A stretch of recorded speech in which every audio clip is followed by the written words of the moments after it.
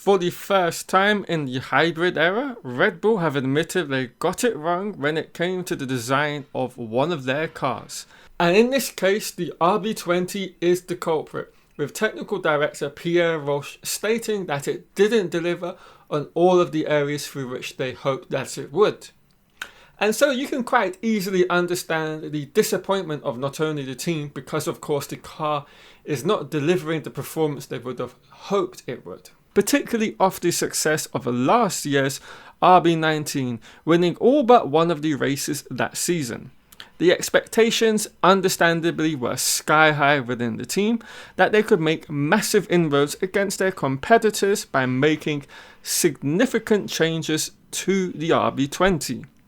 Now, of course, the team did decide to take concepts from the likes of the Mercedes W14's side pod shoulder guddies and incorporate them into the DNA of the Red Bull philosophy, which has served them so well across the last 2 seasons. But unfortunately for the team, one major area from which they hoped these changes would yield major gains for them was in the high-speed corners. And it seems like that has not been the case. But before we go any further in this video, if you've enjoyed the content thus far and want to be one of the first to find out about secrets that the Formula 1 teams do not want you to know about, such as the Mercedes' updated front suspension, which they introduced back in Austria, and I covered that a whole 2 weeks before the official Formula 1 channel, I might add, subscribe to this channel now. And it seems like has been the case for pretty much all the teams across the ground effect era. At one point or another, their simulation data doesn't exactly correlate with the real world.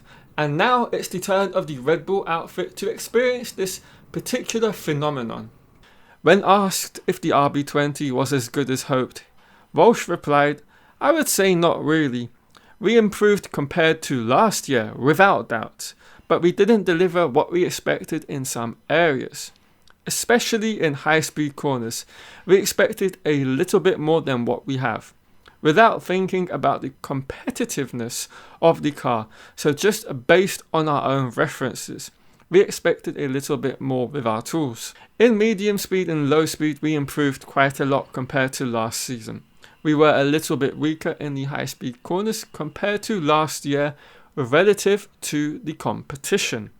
In curb riding, we are clearly weak, but we already were in that situation last year.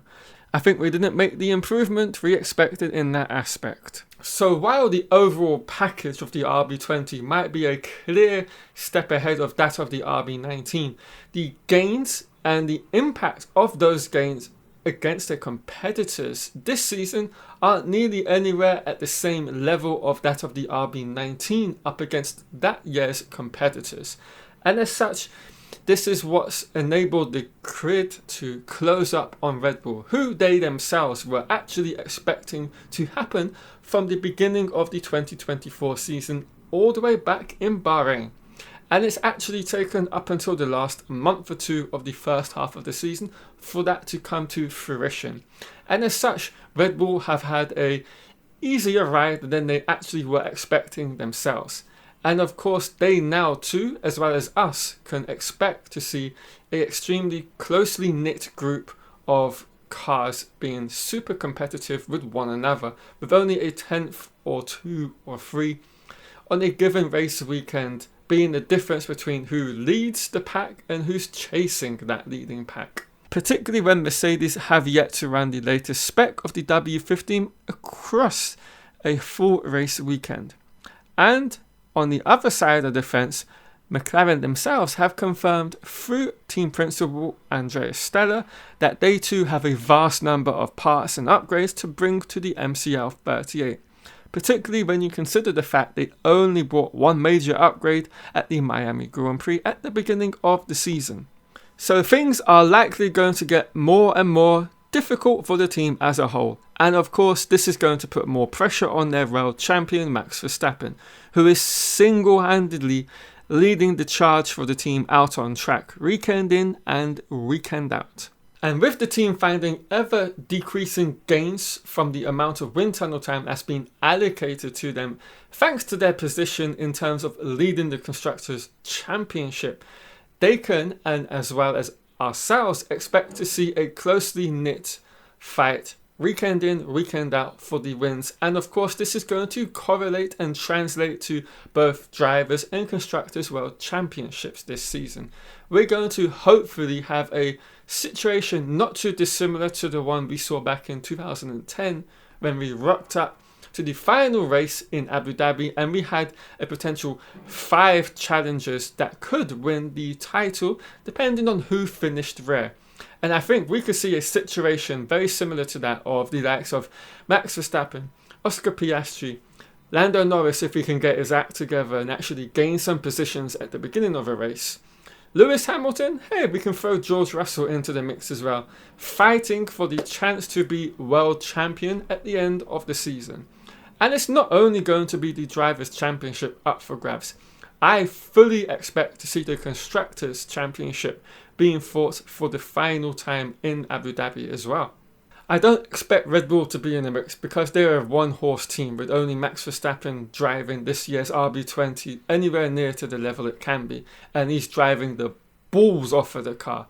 But we also have the issue of the basically second seat at Red Bull, from which there's no driver driving it essentially, because Sergio Perez is at the beach down in Ibiza just having a margarita basically every race weekend.